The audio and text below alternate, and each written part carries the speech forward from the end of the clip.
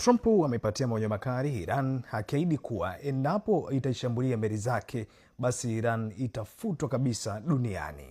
Rais wa Marekani Donald Trump ametoa onyo kali ambalo halijawahi kutokea dhidi ya serikali ya Iran, akitishia kuwa taifa hilo litafutwa kabisa duniani ikiwa litathubutu kushambulia meli au wanajeshi wa Marekani wanaoendesha operesheni ya Project Freedom katika mlango bahari wa Hormuz. Akizungumza katika mahojiano ya moja kwa moja na kituo cha televisheni cha Fox News siku ya leo 2026, Rais Trump alisisitiza kuwa Marekani imechoka na kile ilichokiita uchokozi wa Iran baharini. Kauli hiyo inakuja saa chache baada ya rais huyo kutangaza rasmi kuanza kwa operesheni ya Project Freedom, mpango uliolenga kufungua njia ya usafirishaji wa mafuta na bidhaa duniani ambayo imekuwa chini ya mkwamo wa kijeshi. Ikiwa watashambulia meli zetu, Irani itafutwa kabisa duniani.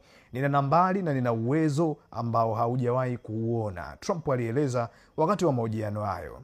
Aliongeza kuwa Marekani itachukua hatua hiyo baada ya kuombwa na mataifa mbalimbali duniani kusaidia kuokoa meli za biashara na mabaharia waliokuwa wamekwama katika mlango wa Hormuz kwa wiki kadhaa hadi hivi sasa.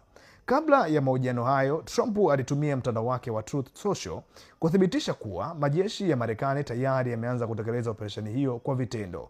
Alibainisha kuwa majeshi ya Marekani yameshambulia na kuharibu boti 7 ndogo za kijeshi za Iran zilizokuwa karibu kuweka vizuizi, lakini Marekani imefanikiwa kudungua drone na makombora kadhaa yaliyofuatiliwa na vikosi vya Iran kuelekea kwenye manowari za Marekani. Licha ya lugha yake kali ya kijeshi, Trump alidai kuwa shinikizo hilo limeanza kuzaa matunda ya kidiplomasia, akisema Iran imekuwa rahisi zaidi kushawishika katika mazungumzo ya amani kuliko hapo awali kwa sababu inatambua uwezo mkubwa wa kijeshi wa Marekani.